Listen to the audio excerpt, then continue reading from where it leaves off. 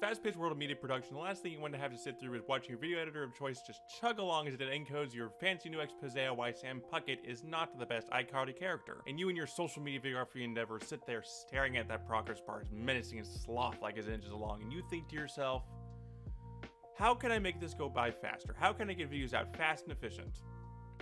Well, one may immediately say, oh, I'll upgrade my CPU.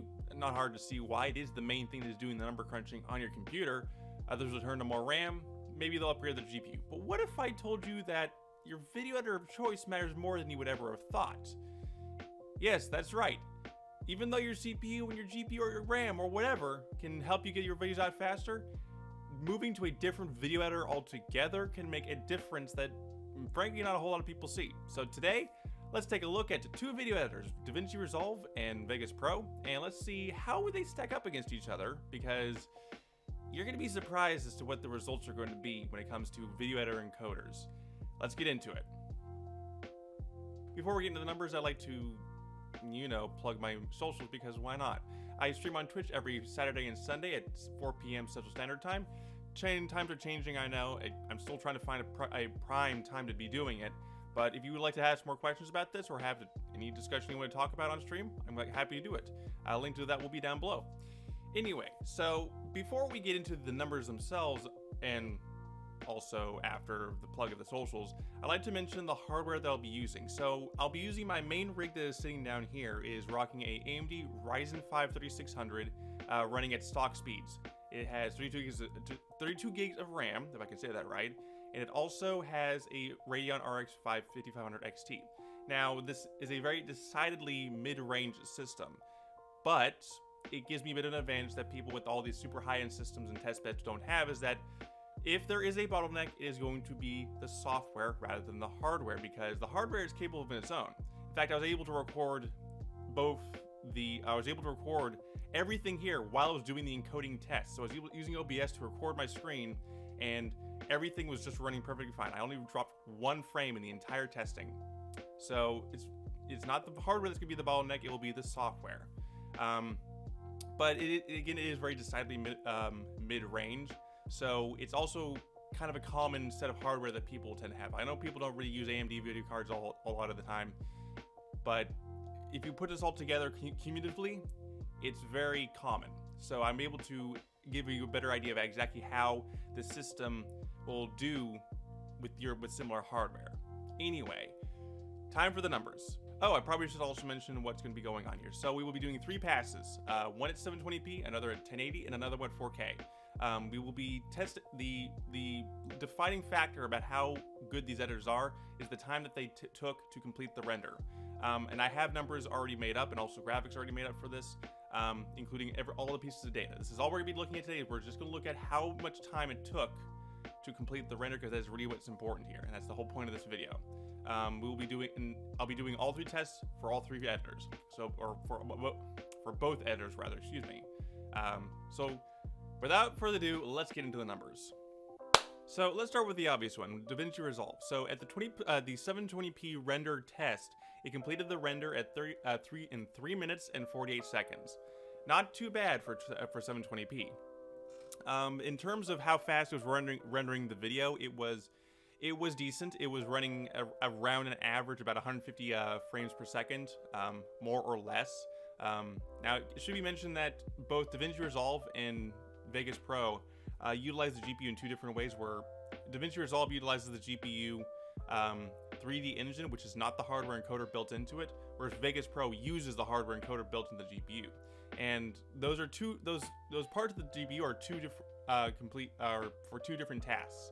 So one may argue that using the 3D engine was faster, so one may argue using the hardware encoder is faster. When we get into the Vegas Pro results, you will certainly see that the hardware encoder is faster, but results in a lower quality video file. Back to the numbers though. For Resolve, 1080p, it completed the test in 6 minutes and 14 seconds. Almost double the amount of time it took to complete the 720p test. And this is going to be kind of a trend you'll be seeing throughout this entire video, where times are doubled or tripled even still from the previous test. And for the 1080p test in Resolve, it was doing it at about I don't know, 80 to 100 frames a second. Fast still, although there are hardware that can do it a lot faster. As for the 4K result, and I have it listed here as 2160p, same exact thing. It completed it in 18 minutes and 20 seconds. That's kind of a long time for 4K video. Now, granted, I am using a lower end system for this particular test, or rather mid-range, but the fact that it could get it done in 18 minutes and 20 seconds is triple the amount of time it took to the 1080 test. As for these times for resolve in Vegas Pro, I'll give a summarized synopsis about what I would recommend either or. For if you're just looking into getting a video editor specifically for the final render engine. We'll go into that in a minute. As for the Vegas Pro results, for 720p, it completed the test at 2 minutes and 58 seconds at 130 FPS total, average. This is a fantastic time, although if you take things into account, it only did it about 50 seconds faster. Not really the greatest, but especially for 720p, but the fact that it was able to encode 103 frames a second very consistently on average, I think is very good for this kind of editor. For 1080p, it completed the test in 3 minutes and 55 seconds, completely halving the time, almost completely halving the time. Well, it's already halving the time. It's significantly shorter amount of time to complete the test at 112 FPS average. This is also going to be kind of a trend you'll be seeing here, because for the 4K test, it completed it in 9 minutes and 31 seconds at 47.24 frames per second, halving the time it took to do that Resolve took.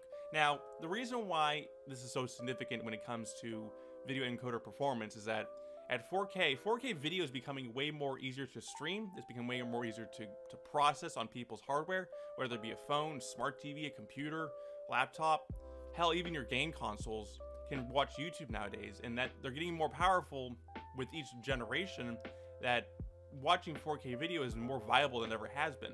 So making sure you're able to record your videos in 4K and export them in 4K is huge, because they can take advantage of those higher resolution screens and higher processing power, especially when we start seeing AV1 encoders become more widespread, because compared to H.264, AV1 is significantly more efficient than H.264. I know in the past that libx264 is efficient, and it is efficient to a more better extent than standard H.264, but as AV1 becomes more widespread, we will see that larger resolution videos will also become more widespread along with it because of that extra compression efficiency.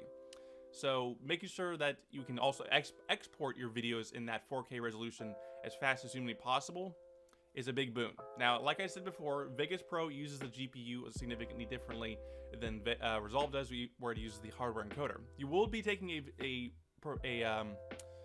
quality hit in the final render part of the video in exchange for faster encoding speed, because that hardware ASIC that is built into the GPU, it's designed to do nothing but encode video. That's what it's supposed to do. That's what it's designed from the ground up to do. So that is why in this entire test, I had in all the tests, I didn't do anything special. Like, if you're going to be encoding video, you want to be using your GPU to accelerate that. However it wants to do that is completely up to the developers of the software. But because the Vegas Pro was faster across the board when it came to Resolve, is because it made use of a different part of the GPU that was specifically designed to encode video. As a result, the speed it took, the amount of time it took to encode those frames was blazing fast. At 720p, it was running basically faster than real time. The footage was recorded in this particular video, which is, of course, if you've seen already, a clip from an old Let's Play I used to do. It was encoding this video faster than real time at 130 FPS and for Vegas Pro. At Vegas Resolve, it was encoding a little bit differently. But anyway, back on topic. So, all in all, Vegas Pro, if you're looking for a video editor to specifically for the final render engine, it includes, whether you're on AMD hardware, Intel hardware, or NVIDIA hardware, hell, if you're using a PowerPC system, Vegas Pro is clearly the winner here, because it was able to complete the renders in faster time than Resolve did. Now, should you be choosing a video editor solely based on that fact alone? No. There are plenty of reasons to use Resolve. There are plenty of reasons to use Final Cut, Premiere Pro, Vegas Pro. Hell, even Kdenlive and Shotcut on the open source side have reasons for using it. But if you're just solely choosing a video editor for that 4K rendering power, well, you might as well just upgrade the GPU and CPU and get the same performance out of Resolve, if not better. Like, yeah, you'd be spending money, but Resolve's free. Vegas Pro is cheap compared to the entire Adobe suite. If you're just getting it for that, I can't recommend it for that. However, I've used Vegas Pro for many years. I've been using it since high school. So I've seen it evolve over time, and yeah, that video encoder is getting a lot faster. On my RX 5500 XT, it's encoding faster than real time, and I really do appreciate that, because faster than real time means, because the footage was recorded in 30 frames a second, but Vegas Pro is encoding at least everything or across the board faster than that real time setting. So in Resolve, it was recording, encoding faster than real time, but it obviously gets significantly slower the higher up you go. And that is something you're going to be seeing across the board when it comes to this kind of data, because obviously for people who just don't understand that, is the higher up you get into the resolution, the more pixels need to be rendered in a shorter space, meaning it requires more rendering power or processing power to cram all those pixels into a smaller space to get that 4K resolution. That's basically what you're doing. That's why we compress things, is that we compress them into a smaller format that we can just squeeze right in and get that view look we're going for. So would you go for, like I said, if you were going specifically for a video editor just for that video encoder, Vegas Pro is my recommendation for that one. And not coming from a guy who's used Vegas Pro for years. In fact, I've been trying to move away from it to more open source related software. But in general, like, Resolve I cannot justify if you're looking for a video editor for encoder. Now, if you're just starting out on YouTube, Resolve isn't really your great Vegas Pro is not a great choice, because you would have to pay for Vegas Pro, but you don't have to pay anything in Resolve, and Resolve is getting better with every version.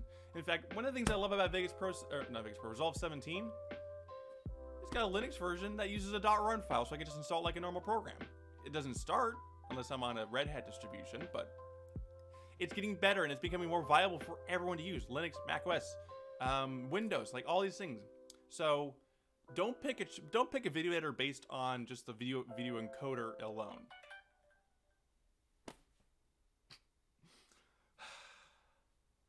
Damn it! I'm always forgetting to turn off my phone. You know what? I'm gonna mute it, because I'm not gonna be lazy about this.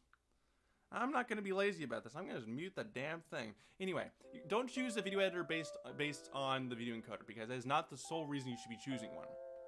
Choose it based on features, plugin support, the professional features that you actually need. The way it edits is also a pretty important thing. Vegas Pro is great when it comes to its editing speed. I think with the keyboard shortcuts, I think it's very, very efficient in its editing.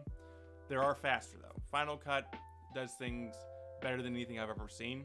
Frankly, it's a fast editor to say the least. But choose something you want based on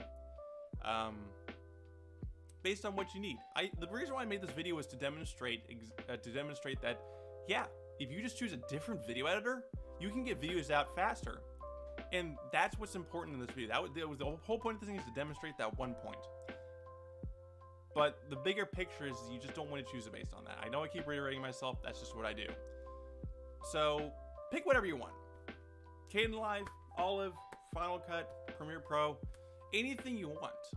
Just make sure it gets you what you need. Well, that was a bit of a video. I know it was kind of rambly. I know it was kind of like all over the place, but I wanted to prove a point. I wanted to demonstrate something that no one really ever thinks about, and show you what you could do with a different editor. But I think I'll leave it right there. If you would like to see more of this kind of content, I do stream on Twitch every Sunday and Saturday at 4 p.m. Central Standard Time. Like, if you want to talk more about this time of stuff, I can most certainly oblige with that. If you'd also like to talk with the larger community, I also have a Discord, the Aspergian Empire, which has been growing at least a little bit the last few weeks. So if you would like to talk more like about that, link will be down below. And if you like this video, give it a big like and subscribe to the channel with notifications on, because YouTube sucks sometimes. But thank you for joining me for this video, and I'll see you guys in the next one.